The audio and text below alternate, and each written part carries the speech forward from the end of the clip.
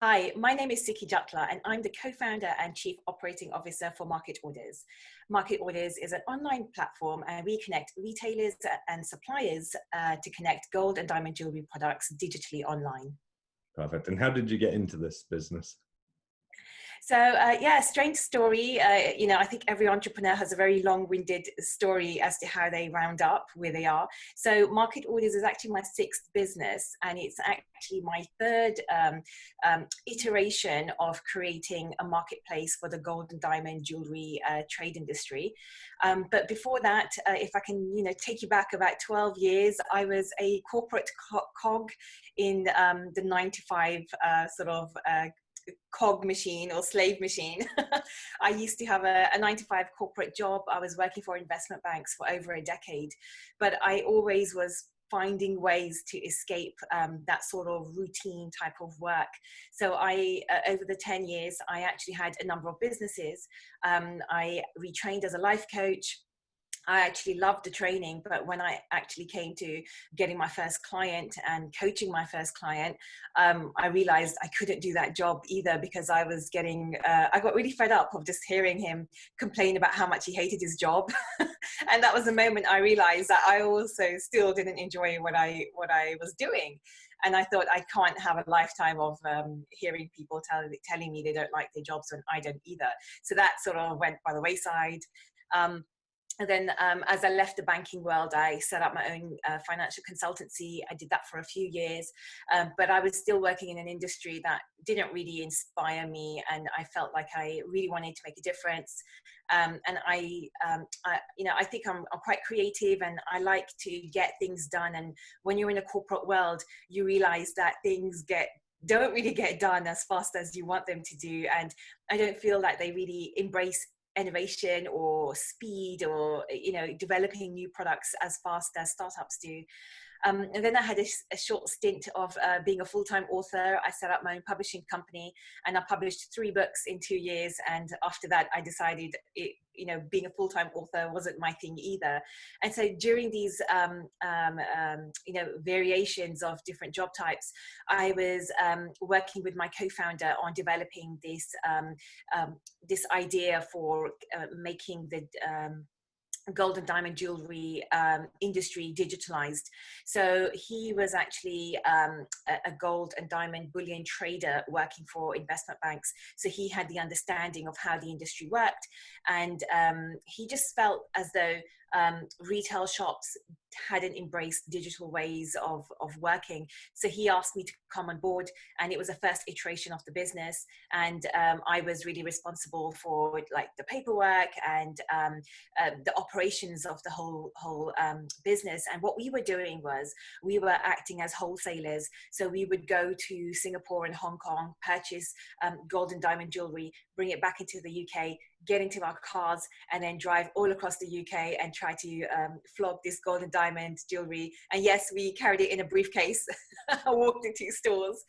And what I found was, I think it's like the typical entrepreneur's thing. I just found the whole process just so difficult. Nothing was digitized, nothing was online. Our customers would send us emails either on the phone or texting it. And it was very difficult to showcase to them what products we had, because the suppliers themselves didn't have a digital, an online catalog. So that's why we had to physically go to their warehouses and then go through their dusty books and pick out products. And then sometimes when we wanted to order a product, there was like a 2 or 3 month lag before we could actually get the product or even find out it was out of stock. So MarketOrders was actually, I call it the phoenix that arose from the ashes of the previous 2 startups that we had, where we essentially moved from a wholesaler distributor model to actually becoming like an online matching facility. So sometimes I call us the Uber for gold and diamond industry. So what we're really doing is matching supply and demand from retail shop owners to suppliers who actually have the products.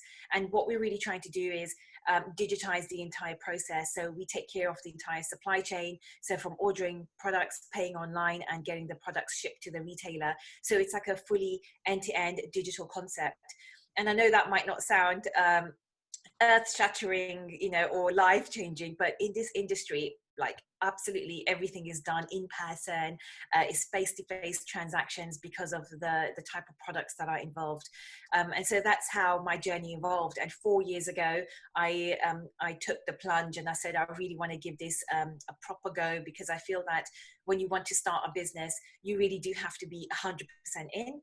And at that time, I was working 4 days in a bank, and I was working 3 days on my business, and after work as well. And I just felt I was so stretched. And so 4 years ago, I made a leap. It was actually on April Fool's Day. People thought I was just joking, but I'm not. And so 4 years on, we've built this business. We've grown it from 2 people to 14 people, and we did our first fundraise last year on crowdfunding on Crowdcube, where we raised around £439,000. Amazing. So there's a number of things in there I want to touch on. First of which, you mentioned corporate life, and obviously a lot of the complaints that founders have are the pace of things and the rate of innovation. Are there any positives or any learnings you actually took from corporate life that do apply, that have helped you in your new business life? Yeah, great question, James. So as much as I love slagging off the corporate world and 9 to 5, I learned so much. And actually the funny thing is, it's quite ironic. I left the corporate 9 to 5 because I felt it was too rigid. And I wanted to create my own business where I had a better balance of lifestyle as well. But the irony is, to run a successful startup, you actually do need to have certain procedures and processes in place, and effectively like a structure. So from the corporate world, what I did take away, which I'm really thankful for, is actually really key and core skills, such as how to communicate with your colleagues. I learned a lot about project management. I learned about how to basically take an idea and then how do you basically manifest it into an end product. I learned about stakeholder management. So I was, when you're dealing with loads of different departments, how do you deal with them? Now my stakeholders are my investors, my suppliers, my customers, even my staff. So it's all about how do you learn to talk to those. And then the other thing I learned, which I used to find so boring, but it's a lifesaver now, is documentation. How do you make sure you're documenting your processes? And how do you basically go from a scrappy startup, which is just 1 or 2 people, where, you can share your passwords just by sending emails, but then you're actually scaling. Now, how do you do password management? How do you make sure that you're giving access to the right people, to the right documents? So what I really learned from the corporate world was there's a reason that there are some structures and processes in place. And I'm learning how to put those into my business today. But again, using hindsight, I don't want to kill innovation with really strict processes. There has to be a level of flexibility. And I think as well, what I also learned was, in the corporate world, sometimes you spend so much time planning and then getting the budget, and then you had to deliver that particular proposal, even though you got the money 10 months later and life has changed. You still are delivering an outdated system. So what I've learned today is to be flexible. So we're not so rigid, but we have that option that, processes can change where we need to. And so just being open to that sort of level of flexibility. And you've come from I suppose you've come from a world where everything is so process driven. You're selling a product that's known, and then now you've gone into a world where you're not only selling a new product, but you're trying to change an industry, and update an industry, if you like. So what are the challenges that have come with that? Yeah, another great question, James. You're spot on. The industry I'm operating in is very old school and traditional, and I didn't know that. So coming, as an outsider, I found it very weird that they wouldn't pay. Retailers were very hesitant to pay for products using cards. They wanted to do things in person, and then they were very skeptical about receiving £10,000 worth of 22-karat gold and diamonds through the post, because what they were used to was doing business in person, and the buyer is standing opposite them. And when they take the products out of the briefcase, they actually test the gold then and there, because what happens is sometimes people cheat on the metal composition. And just by looking at the product, it might look like 100% gold, but it's been diluted with copper. And so the only way you would know that's happened is if you buy the product and then you melt it down. But you would never melt the product down because you just paid for it and you're trying to sell it to the consumer. So what we found was, and I also think this is why my other businesses didn't work out in this industry, because we were basically just trying to do the same thing again and again. And I also feel like the industry wasn't really ready for the changes that were coming. So now I feel like, especially with this pandemic, I feel my customers who are retail shop owners, they have become very, very aware, and they now know that they have to have a digital online presence. Before, they always tell me, Suki, we do all our sales in store. People want to come in store, they want to touch and feel the product. There's no way they'll buy a £10,000 necklace, or wedding jewelry for their daughter online. It's a whole experience. But I think this has really taught them that they have to change the way they're actually engaging with customers. So in a way, I think this pandemic has sort of speeded up the evolution of going digital, even though everyone knows you need to have a digital presence. But I think this pandemic has really shown our customers and the industry that you have to have a way of engaging with customers online. You have to have a way of receiving funds online, and you can't just rely on very old processes.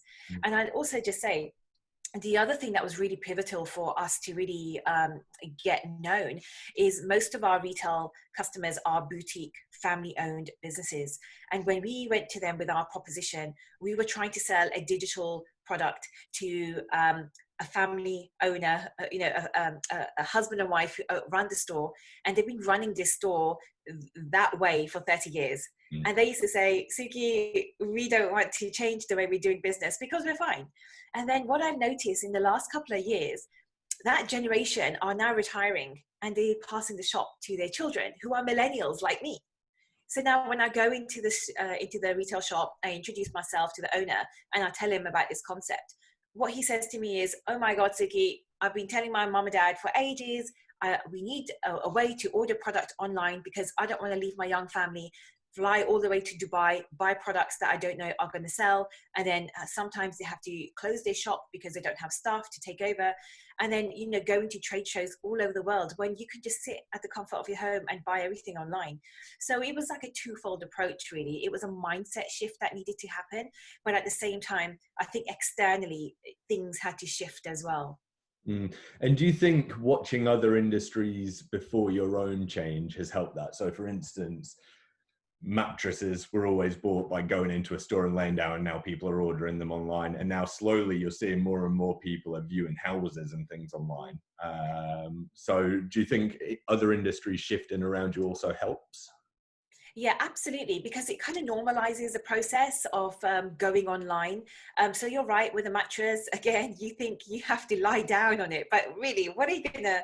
You can't really judge a mattress by lying awkwardly in the mattress shop in front of the sales associate for like 30 seconds.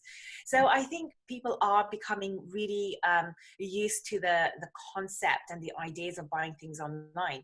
And I guess like another thing that really inspired me was the concept of Airbnb. When I heard about it all those years ago, I actually thought this is the stupidest thing I've ever heard of. Because who is going to trust, you have to open your doors to a stranger. A stranger is going to live in your house and you're handing your keys over. Like, it's your home. But it took off, and Airbnb's success actually also ignited the travel industry's success, because now people had more options to fly everywhere. So I feel sometimes like you have to see what's going on externally and then respond to them.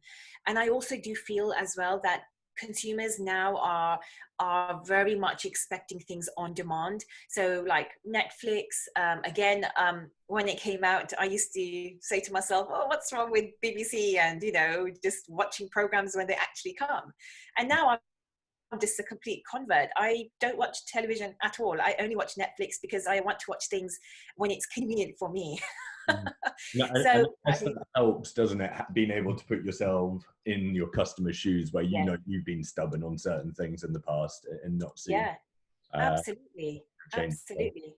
Because like one of the things that was really important to our clients, and again, it was something that me and my co-founder noticed. What we noticed was whenever we bought products into the UK and we were trying to sell them to the retailer, when they couldn't sell it and we went back in store, they would give those products back to us. And they would say, could you take this gold, melt it down, and then convert it into new products? And we used to think, this is madness, because you've just paid for all these design costs, and the designer worked on it, handcrafted beautiful products. And so that's when we started to think about creating an online marketplace where you can actually order exactly what you want, knowing that there's a customer at the other end who's going to buy it. So it's all about that operational efficiency. And I used to work in transformational change in banking. It's a big word, but all it really means is we used to look at processes in banks and how we could make them more efficient.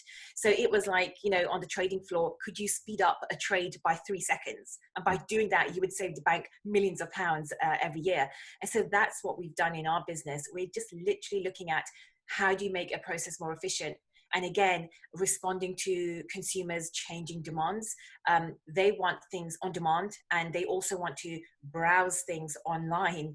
And so you need to make sure that you're offering both that online and offline experience to consumers. Amazing. And you mentioned that, I suppose, the positive effect lockdowns actually had on your consumers' views of digital.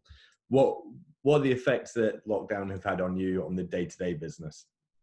Yeah, so as a startup, we were actually, luckily we were relatively unaffected when lockdown was introduced, because as a startup, we're still, in a scrappy mode.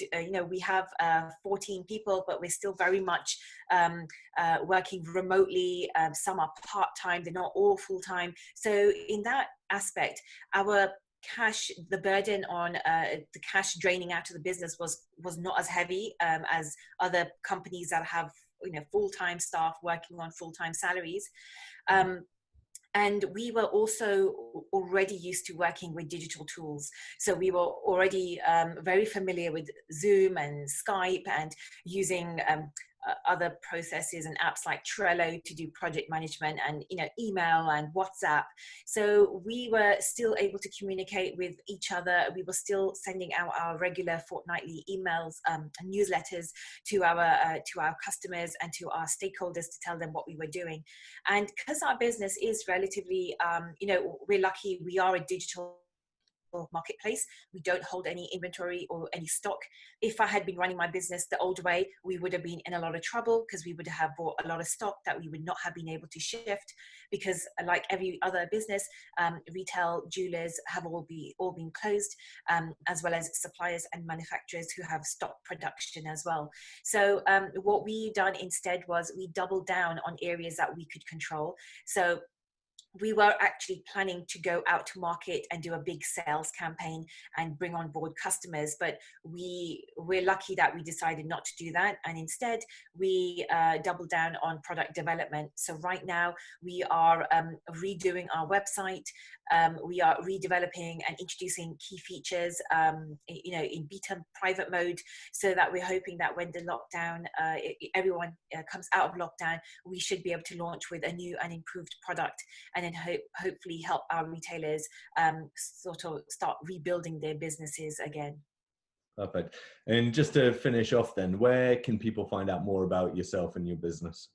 Sure. So I'm available online. I'm on all social media, apps and tools as Sukhi Jutla. But for the latest updated information, do visit us at MarketOrders.net. Sign up to our newsletter, and we'll keep you updated as to what we're doing. And we'd love to have you on this journey. So do say hello. And I'm usually active on LinkedIn, so drop me a note if you have any questions.